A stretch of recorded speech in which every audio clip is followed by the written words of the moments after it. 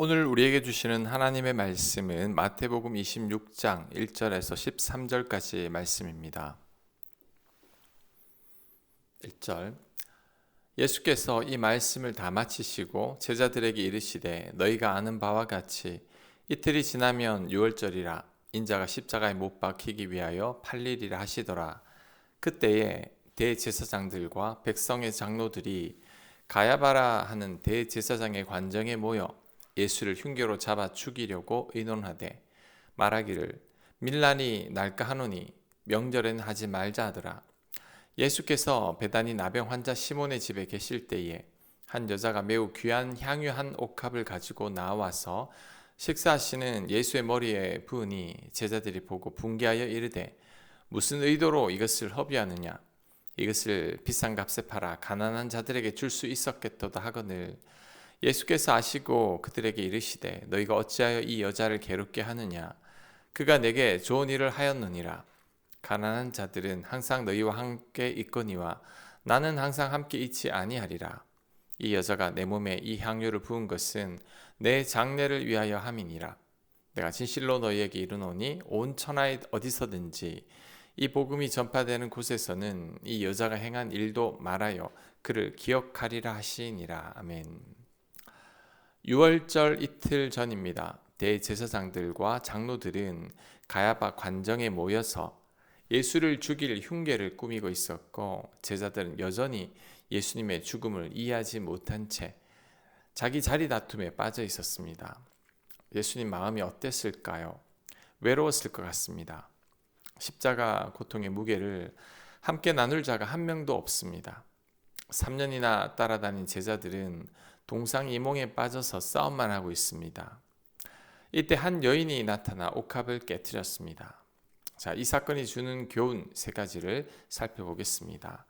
첫째, 하나님은 예상치 못한 손길로 우리를 위로하십니다.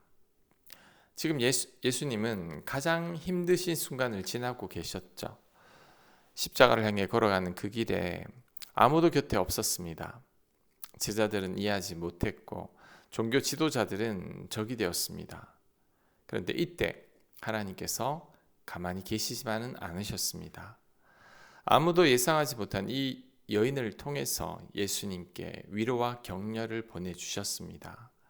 그래서 마태는 이렇게 기록하고 있습니다. 예수께서 아시고 그들에게 이르시되 너희가 어찌하여 이 여자를 괴롭게 하느냐, 그가 내게 좋은 일을 하였느니라.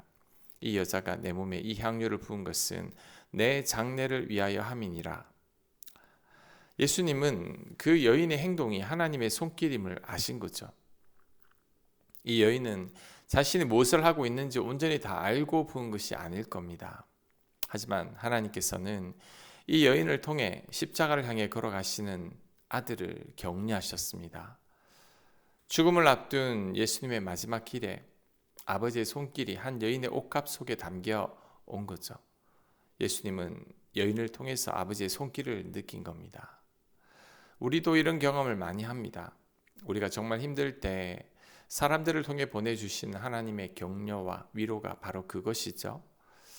어떤 때는 사람이 아닌 예기치 않은 미물들을 통해서도 하나님 우리를 위로하시고 따스한 음성을 들려주시기도 합니다. 힘들었던 어느 날 갑자기 걸려온 전화 한 통, 우연히 펼쳐진 성경의 한 구절, 라디오에서 흘러나온 찬양 가사, 길가에 피어난 이름 모를 꽃 한 송이, 그것이 우연이 아니라 나를 향해 손을 내미신 하나님의 손길임을 아는 거죠. 제가 정말 힘들 때 하나님께서 예기치 않은 분들을 통해 위로해 주신 적이 많았습니다. 제가 기대했던 사람이 아닌 전혀 예상 밖의 사람들을 통해서 하나님의 위로와 격려가 임한 적이 많았습니다. 그 순간 저는 느꼈습니다. 그분이 하나님께서 보낸 손길이라는 것을. 지난 삶을 조용히 돌아보십시오. 분명히 이와 같은 경험들이 있을 겁니다. 정말 힘들었던 그 순간에 전혀 기대하지 않았던 사람들을 통해 전혀 예상하지 못했던 방식으로 임하셨던 하나님의 손길이 바로 그것이죠.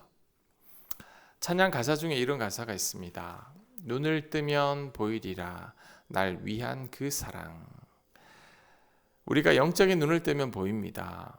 우리가 무지해서 깨닫지 못할 뿐이지 믿음의 눈을 뜨고 하나님께 집중하면 하나님은 길가에 핀 꽃으로도 말씀하시고 공중의 새를 통해서도 위로하시죠.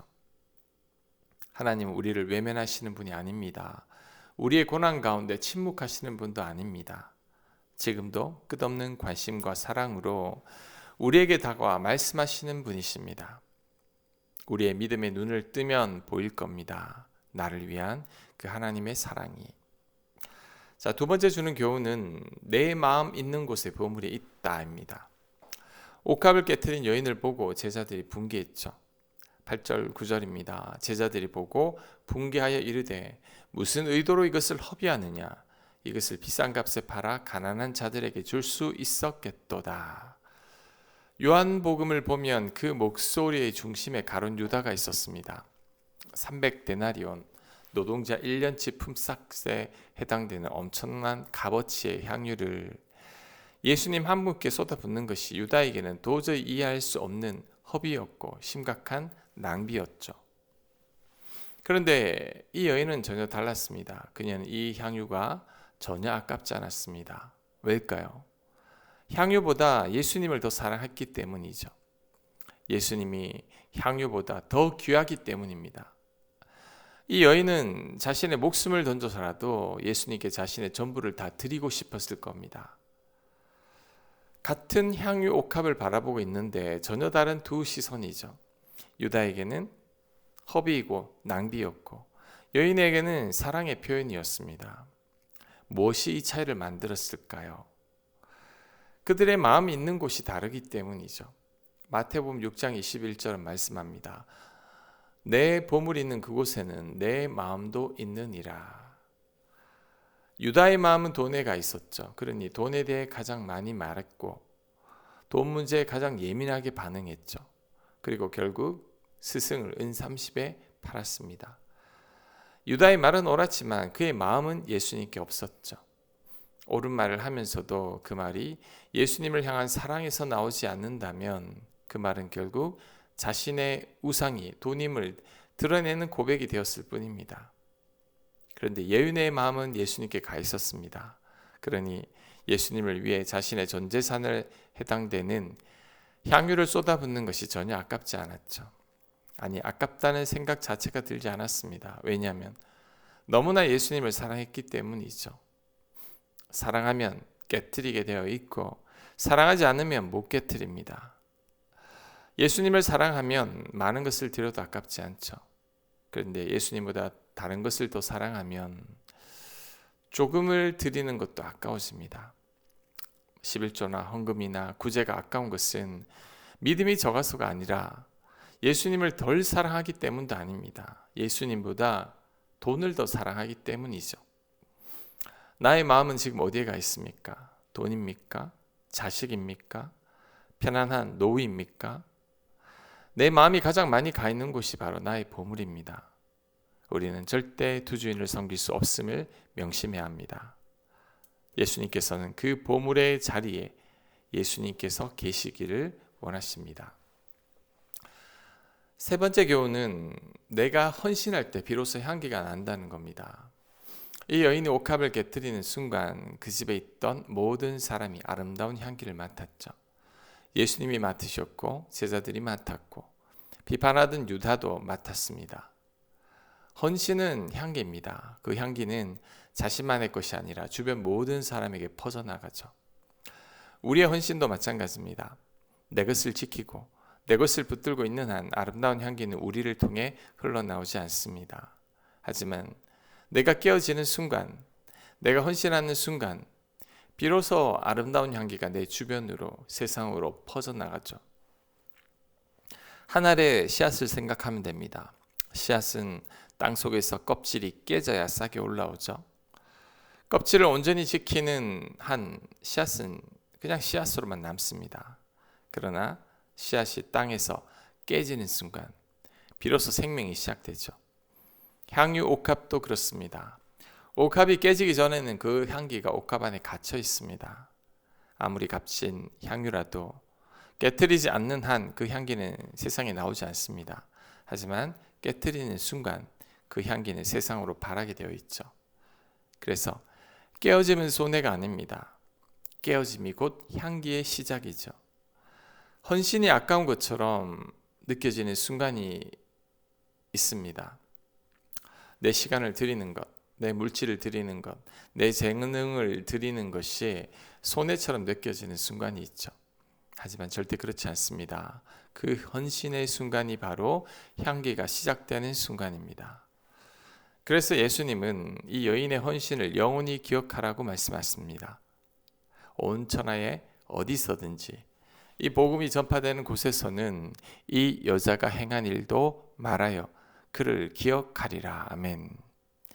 이 여인의 이름은 성경에 기록되지 않았습니다. 직업도 출신도 나이도 알 수 없습니다. 그러나 그녀의 헌신은 2000년이 지난 지금도 온 천하에 전해지고 있습니다.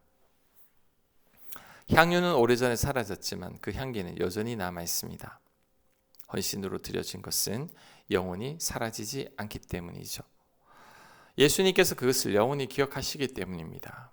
그러니 주님 앞에서 깨어지는 것을 두려워하지 말아야 합니다. 헌신을 아까워하지 말아야 합니다. 옥합을 깨트리는 순간이 가장 아름다운 향기가 시작되는 순간임을 잊지 말아야 합니다. 아멘. 하나님, 헌신할 때 향기가 난다는 것을 깨닫게 하여 주옵소서. 주님이 우리의 보물이 되길 원합니다. 주님만을 사랑하며 주님을 가장 귀하게 여길 수 있는 저희들 되도록 인도하여 주시옵소서. 예수님 이름으로 기도합니다. 아멘.